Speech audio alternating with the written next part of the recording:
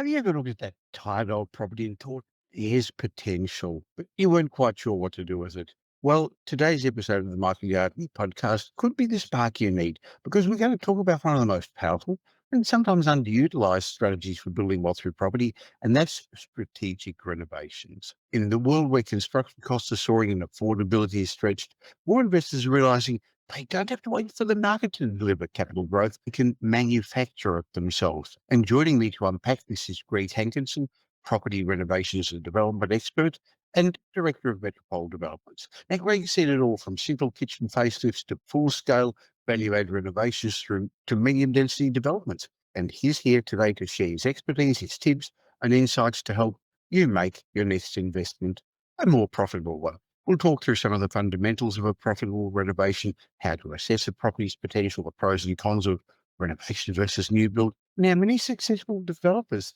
started by simply buying, renovating and holding. So if you're looking for a smarter way to grow your portfolio, this episode will show you why you don't need to build big, you just need to build better. So welcome to another episode of the Michael Yardley podcast, where twice a week I try and help you build lasting wealth through smart property investment and financial strategies. Let's get on with today's show. Welcome to the Michael Yardley podcast, where twice each week you will learn a number of new ideas regarding success, property investment and money in around 30 minutes.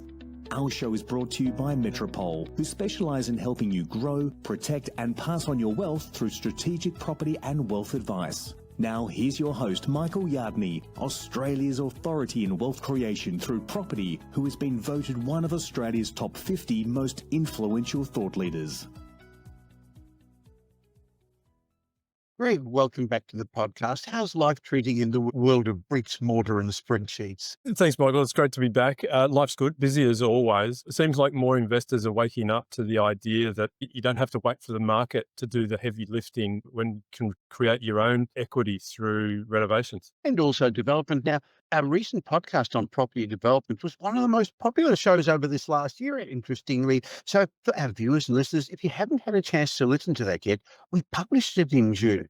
First of all, listen to today's show with Greg, but then go back to wherever you're listening to this podcast and take the time to listen to Greg's thoughts on property development. Look, I don't know, Greg, we may touch on it a little bit today, but the topic for today really is more renovations, isn't it? Yeah, that's right. I mean, renovations account for around 45% of residential construction spending in Australia. So Really, that much? yeah, it is. It's incredible. I mean, it's a much lower entry point for adding value to property. So it's more accessible to a lot more people. Now, we're going to talk about renovations, but if you're interested in dipping your toes into property development, you're probably going to be surprised to learn you don't have to start there. In fact, Greg, I started with renovations long before I got involved in development. And again, I didn't do it personally. You're hands-on in some ways, or you used to be. Now you sit in the office and manage a team. But I gather you started in renovations before you got into the bigger things as well. It's really hard to get into new builds and larger scale developments without cutting your teeth on the smaller stuff, just from a price point. It's very expensive. It's also safer in some ways because you're going to learn much of what you're going to learn in the first couple of projects you do, whether it's renovations or development. So I see it as a fantastic entry point for people who further on want to get involved in property development. But at the moment, there are seminars, podcasts, courses you can take to make you suggested renovations are easy and profitable. I guess I've learned over the time they're not always easy, but they can be profitable. So what makes a renovation profitable if you get it right? It starts with buying the right property. I mean, it's the golden rule, isn't it? Location and property. If you start with a great property, you're more likely to get a better result. If you buy the wrong property, you're working from behind the eight ball right from the very, very start. So So it I guess starts we're with the talking right property in the about right location. location, Greg, but it's also the right floor plan and the right layout. Because if it's outdated, if it's dated, if the kitchen or bathroom are worn out, that still doesn't make it the wrong property, but it's the bones of the property that you're concerned about, I guess. That's right. So it's identifying those underutilized spaces and poor layouts, things that are dated. I mean, everything has a lifespan. So a kitchen's lifespan might be 20 or 25 years, 30 years at best. So identifying those properties where It's a little bit tired of us, their use by date, where we can find some value add is where the profit is. So I guess it's bringing it to its highest and best use. Now, interestingly, renovations go through phases. When the block comes on TV, I think everybody suddenly wants to be a renovator. They don't realize that that's not realistic at all. I remember a number of years ago, I was invited to the block auctions and I actually saw the depreciation allowances, what they had done, how much they'd actually spent on the renovations, and they didn't make any money at all out of it. Well, they did because it was a TV show, they got advertising, but not out of the renovations. But I guess it starts with getting your numbers right, doesn't it?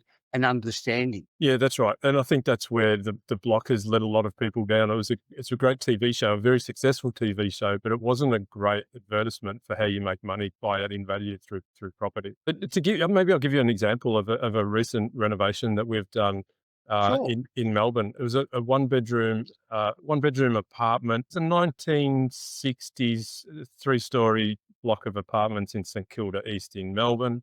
It had a market value of $425,000 pre-renovation, and it was leased for $340 a week. Now, we did a $70,000 renovation on the property, and that probably a little higher than what you would expect, but remember, it's a one-bedroom property. So the still got one bathroom, still got one kitchen. The only difference is there's one less bedroom. So cost difference between a one-bedder and a two-bedder are often very, very similar. So $70,000 renovation. Post-renovation, the property had a value of $550,000 in market value, and the rental went from $340,000 to $495,000. So that's a considerable uptick. And this was a 6-week renovation. We're talking about cosmetic, non-structural renovation. So we're not changing floor plans or going through the building permit process or any of those approval processes. So we're in and out very, very quickly. And there's a huge uptick in both the rental yield and also the end value. And that's where the real money making comes into play. So there's a Yeah. bunch of Now, you said $70,000 because my hearing is not that good, and a couple of times I heard $7,000. But in fact, what do you get for that? As you said a second ago, it seems like a lot of money, but I know how much value you add. You've just told us, but as that value to the property, it gets you a wider range of tenants because with the older apartments, you are competing with the newer ones. You're getting good depreciation allowance as well, so you get some tax benefits from it. But what did the client get for that 30% uptick in market value? What did you do? We basically rebuilt the whole property. So it's new kitchen, new bathrooms, repainting throughout, new carpet, new lights, fittings, switches, electrical upgrades, plumbing upgrades, blinds. It's basically a brand new property inside. Now, for those listening to this, you're going to have to imagine it. A lot of people watch the podcasts on YouTube and on Spotify. So we are showing some before and after pictures of it as well. So the right location, solid property, good bones, and then you've actually made it so that when it's open for everything rents, everything leases, we know that. But during challenging times, they'll come again when there's options and there's competition. Tenants are going to go for this sort of property, aren't they? Well, it's a point of difference, isn't it? So it's effectively a brand new property. So vacancy rates are much lower. So we get a better quality tenant. We lease them much more quickly, and the tenants are going to look after the property a lot more as well. So reduced vacancy rates and better quality tenants, their yield. But more importantly, it's a 30% uptick on the valuation of the property. Sure. So I guess if you're going to buy a property with the potential of renovating, you've got to understand what the costs are.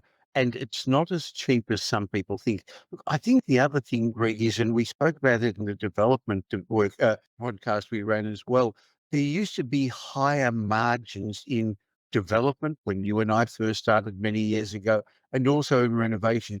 Some people say you shouldn't do a renovation unless you get $2 or for every dollar you spend. Doesn't always work as well as that, does it? No, it doesn't. I mean, the days where we used to get a 30-40% margin on developments and $2 back for every dollar we spent on a renovation, and not necessarily behind us, but it's more challenging. We've got to be much more selective with the sort of properties that we're looking for to add value to. So again, it depends upon location. If you did that in a secondary location, it wouldn't work. But let's make it clear, we're not suggesting you do the renovation to sell and flip. It's just not enough in it. I know people are going to tell you on the internet how they can do that. No, unfortunately, some people sell courses telling people how to do that as well. But if you take into account capital gains tax, and if you do this and it's done as a development venture, as a renovation venture to sell, you don't actually even get the capital gains tax exemption. So therefore, there's GST involved, there's agents commission, you've got to pay tax on it,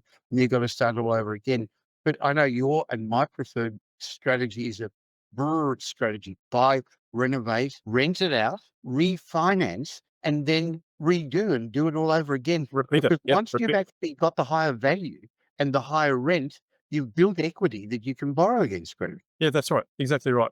I mean, wealth creation is about building a portfolio. So it's not necessarily about trading property. So we're not necessarily in the business of trading property. We're property investors, and that's where the real wealth creation comes into play. Very much so. Interestingly, when you retire, when you eventually live off your property portfolio, it may not be retire, most of your income, most of your assets is not going to be the rent you make. It's going to be the capital or the savings you've done or the mortgage you've paid off. It's going to be the capital growth of your property. So you've got to have a good property. And then if you can manufacture, speed up the capital growth, because all of a sudden now the capital growth on that property, Greg, that you just mentioned is going to be off a higher cost base. So all of a sudden the asset base is higher and you're going to get the average 6-7% capital growth from a higher figure. It's a compounding effect. It's why really understanding the numbers and the inputs is very, very important. Even more important that is in a development, a larger development project. Yeah, I think one of the other things is important when you start off is to understand the finance capacity of it. And this isn't maybe the right time to discuss it, but you should understand what's involved, as well as sometimes you can borrow against the building contract. Other times you've got to put the money in and then refinance it. But part of the team at strategy that the team at Metropole put together for our clients is people say we put a strategic plan together. Buying a property is not a plan. The value add component, the finance component, the rental maximization component is all part of the strategy. So we help you understand how you can finance your renovations as well, and then refinance it to go to the next level. So if you're just wondering, how could this apply to me? Am I able to do it? And it may even be for a property you currently own, maybe not even to buy a property to do this with. Why not go to metropole.com.au? I'll leave a link in the show notes and make an inquiry. Just have a chat with one of our wealth strategists about your options, whether it's renovations or development. And Greg, if somebody's got a property in, now we do the renovations in Melbourne only, so this strategy works all around Australia, but we can help people in Melbourne. Would you be happy to have a chat with them about their existing properties? Yeah, absolutely. I mean, it's a big part of what we do at Metropole is educating clients and people around how they can add value through property and become ultimately property developers. Often they start, like we said at the start of this show, with renovations. So I'd be more than happy to speak to them. Well, I think the comment you made a moment ago is important to understand that you've become very successful over the years, and as my business partner and part of the Metropole, and I have, we believe it's important to pass it on. So we do educate through the blogs, through the podcasts, and you've also been educating people through property development workshops. Now, I'm going to leave a link in the show notes because you run them around Australia, and the next one's in Melbourne in November, the Ultimate Property Development Workshop. So if people who are listening to this or viewing this are wondering what it takes to become a property developer from somebody who has been doing it for a long time, maybe you should spend a Saturday with us in Melbourne at the Ultimate Property Development Workshop. Greg, how long have you been doing renovations and development? I did my first development in 1994, 30, just a little over 30 years now. Wow. I've made a lot of mistakes. I've paid the learning fee, and now I like to think that the beneficiary of those mistakes and lessons that I've made are our clients, to our clients' benefit. Sure.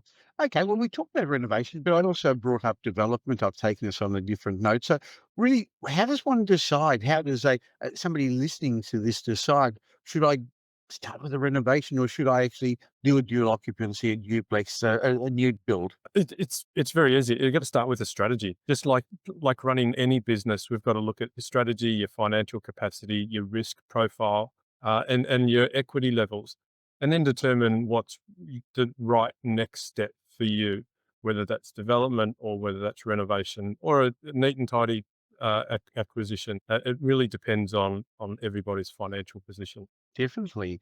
There's also tax benefits in doing renovations and development, but it's not as simple. And I would suggest that unless you've got a good team around you, even for a renovation, you shouldn't try it on your own. People like the idea of doing it themselves. I'm not a handy person, you are, and I know a lot of our clients are. What they don't take into account is the time involved, the emotion involved, and the lost opportunity to do other things, even if it's spend time with their family. And so they want to do the renovations themselves. We often don't know what you don't know. And if you've committed yourself to what can be a very expensive exercise without knowing the pitfalls and the things to avoid and the things that you need to focus on, then you're really setting yourself up for failure, in my mind. Sure. Well, we've heard the stories over and over again. So, what are some of the big mistakes you see first time renovators make, Greg? I think you touched on it. I think trying to do everything yourself is a mistake I see a lot of people make. Hiring the cheapest tradies and not doing the market research on who the end users are, and then tailoring the renovation or the add value works to suit that market. So It's a really good point. It's not what you like. And that's what they do on the block, isn't it? They make it all very pretty, but is I it make it actually lovely. what users want? Yeah, that's right. But there's not necessarily a return for that investment. So one of the things that we do a little differently to others is ensure that you get a return for every dollar that you spend. And that's on the back of doing a whole lot of market analysis around how we maximize both the end value and the rental return on completion. We let the numbers do the talking. So it's purely commercial and unemotional for us. Yeah, I know that at the moment there's quite a shortage of trades in all areas of construction. So I know that the do-it-yourself renovators who try to hire tradespeople, and sure, there are Airtasker and other websites that allow you to do that, but it's really hard to find a good tradesperson at the moment. So how do you at Metropole Constructions do that? Oh, we've got a pretty good trade base. I mean, we do a lot of work in this space, and we've got a pretty loyal trade base that's been part of our team for a long, long time. But it's a mistake that a lot of people make in we don't want to pay the builder's fee or the additional cost. We can do it more cheaply ourselves. And ultimately, and sure, a lot of people can, but majority of people are more suited to run their core business, which is the income that they need to service the loans to do this sort of renovation work, as opposed to getting down into the nuts and bolts and things that they're not necessarily experienced with, that ultimately costs them more, takes them longer. And the whole purpose of these small renovation add value jobs is to get in quickly and finish it, get at least refinance, repeat the Burr approach, right?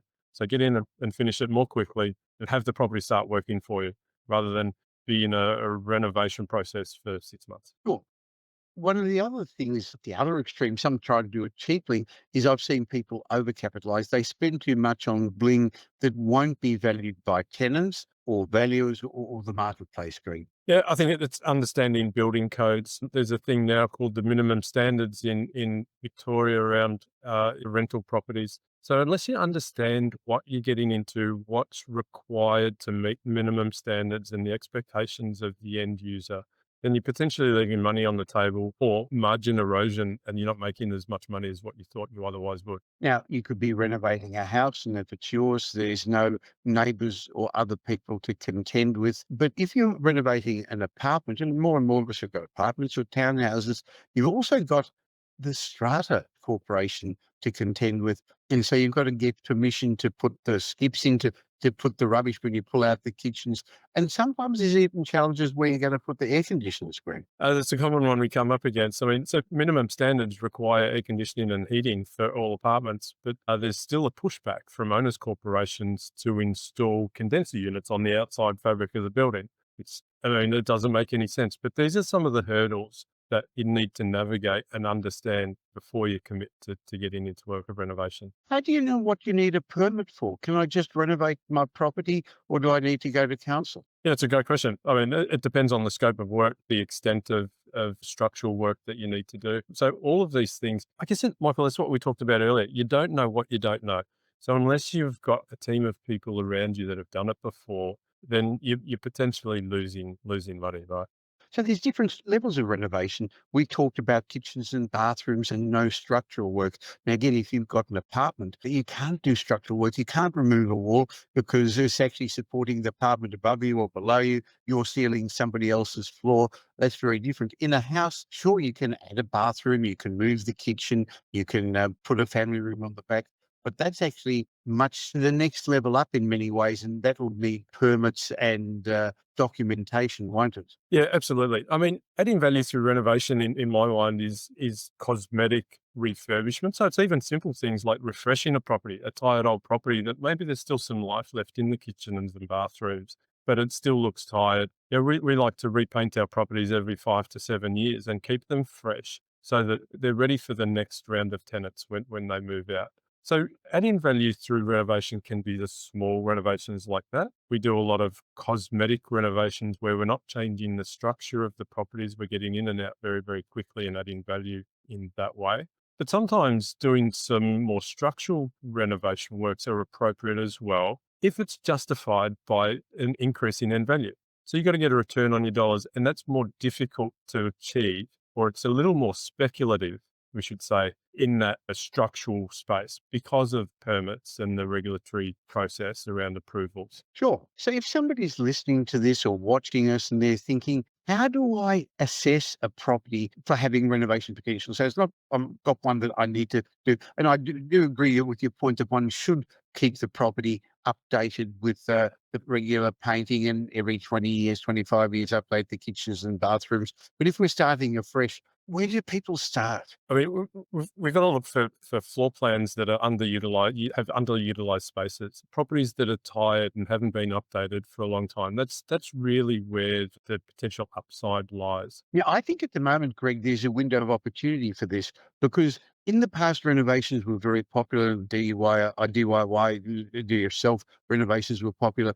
But at the moment, with the challenges in the building industry and people hearing building costs have gone up, I know a lot of potential buyers are actually skipping over any property that has development or renovation potential because they're worried about the unknowns.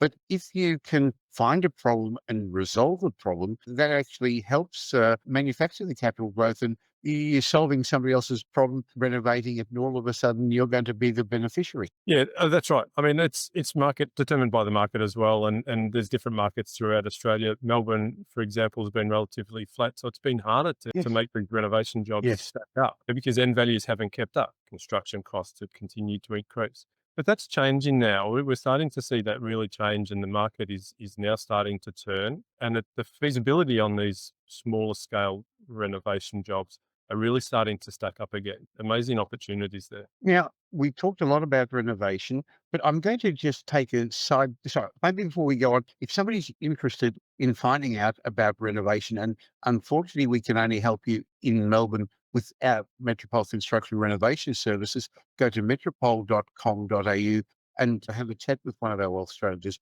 But if you're actually looking at going up the next level and getting involved in property development, then wherever you are, we help our clients in a number of different states and people from all over Australia.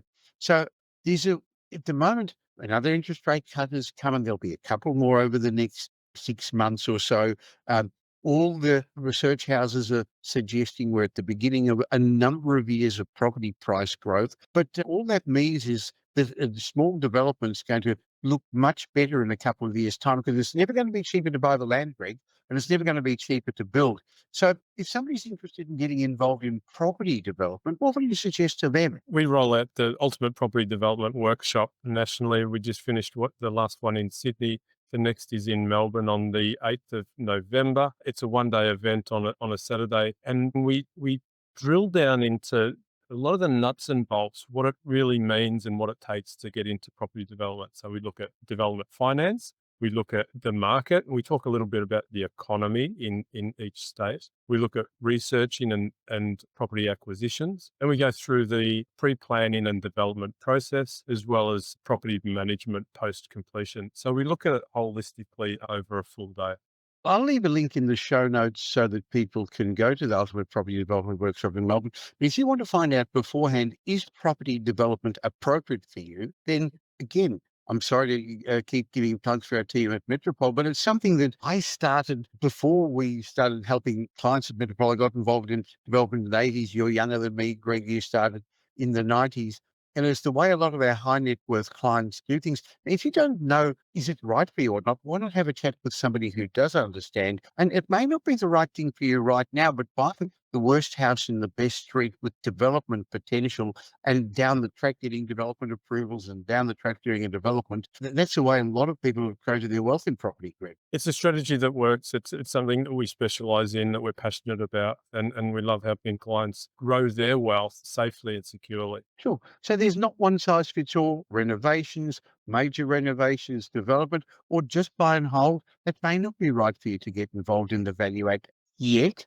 Depends where you are in your stage of your cycle. Have a chat with one of our wealth strategists at Metropole. Greg, thank you very much. I hope our conversation has opened the eyes to how, for some people, how you don't have to get involved in the big stuff. Start with a renovation and get some capital growth. And down the track, you can get into the bigger game. Renovations is more than just painting tiles. It's actually strategy, feasibility, understanding how to unlock the potential, Greg. It really is. It's a great way to get into property development. Is a lot of people's ultimate goal. So, yep, reach out, like Mike said, reach out and have a chat to one of the strategists. I'll leave the links in the show notes, Ultimate Property Development Workshop, or just having a chat. Thanks for your time, Greg. Thanks, Michael. Nice to chat.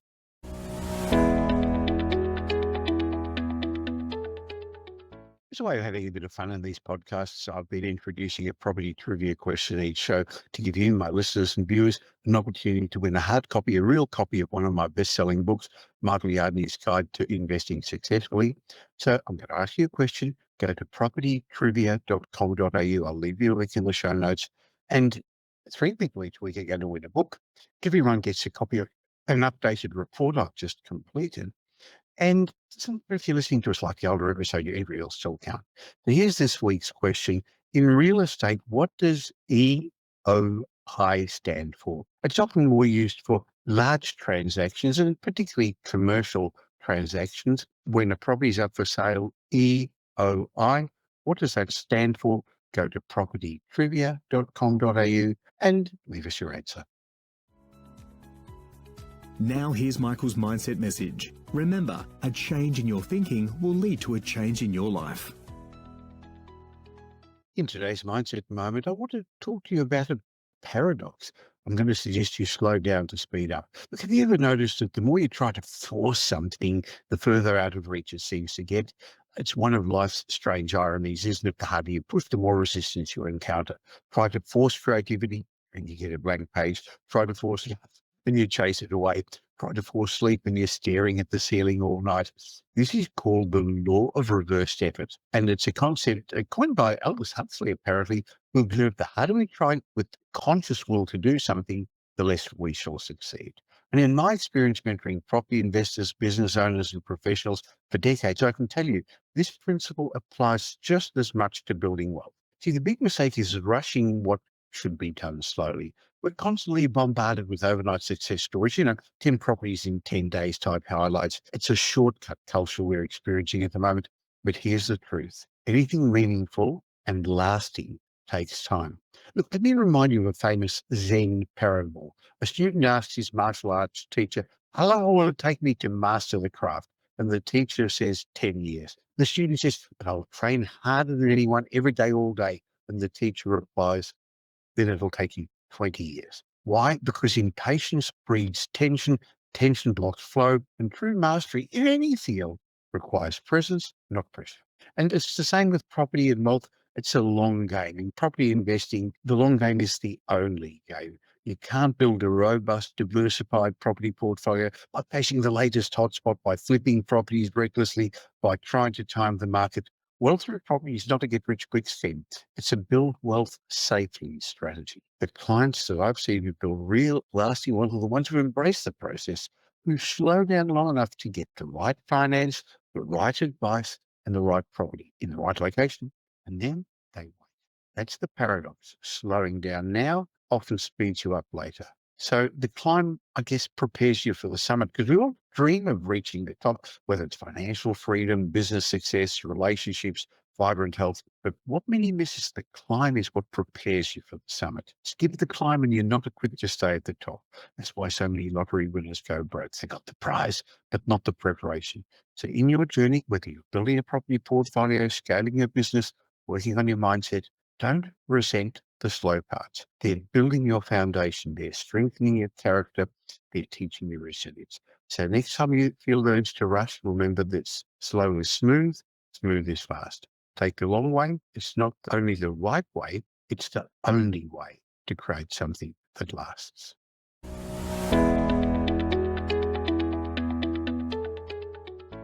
Thank you for spending the last little while with me. I hope you got some benefit from this show.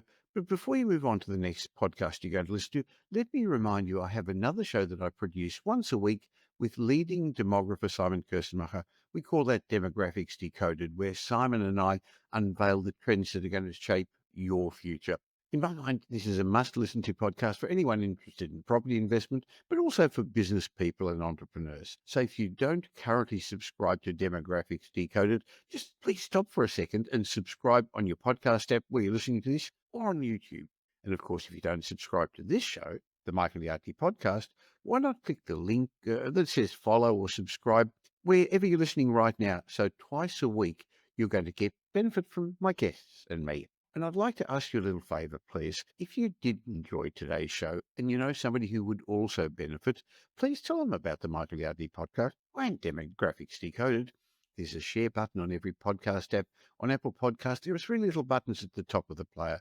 Well, just tell them about it. Just have a chat with them. Now, I hope you're going to be doing them a favour, and you're definitely going to be doing me a favour in my quest to help as many people as possible to become financially literate. And by the way, I've got a special bonus for you as my way of saying thank you for subscribing.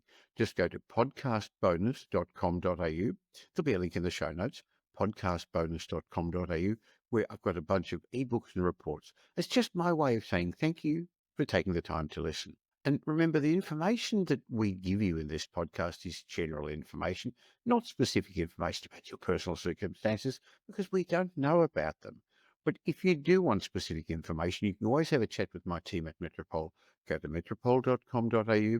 If you really want to learn more, you can always listen to the previous podcast, the many episodes we've already published. Just go back to the old episodes, which each have lessons about property investment, success, and money. Once again, thanks for listening to today's show.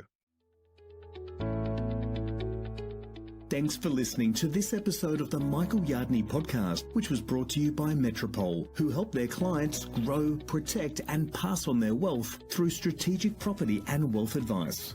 If you like what you heard and don't already subscribe, you'll find us on iTunes or on your favorite Android app as the Michael Yardley Podcast. Watch out for our next show, which comes to you twice a week, and you'll learn some new ideas about property investment, success, and money in around 30 minutes. To get more of Michael's thoughts, go across to www.propertyupdate.com.au and sign up for his daily morning briefing, and you'll hear from not only Michael, but a group of leading property success and money experts. And just a reminder that the information you heard in this show today is general educational advice and not specific investment advice, as we don't know your personal circumstances. If you're looking for specific advice, why not ask the team at Metropole to help you?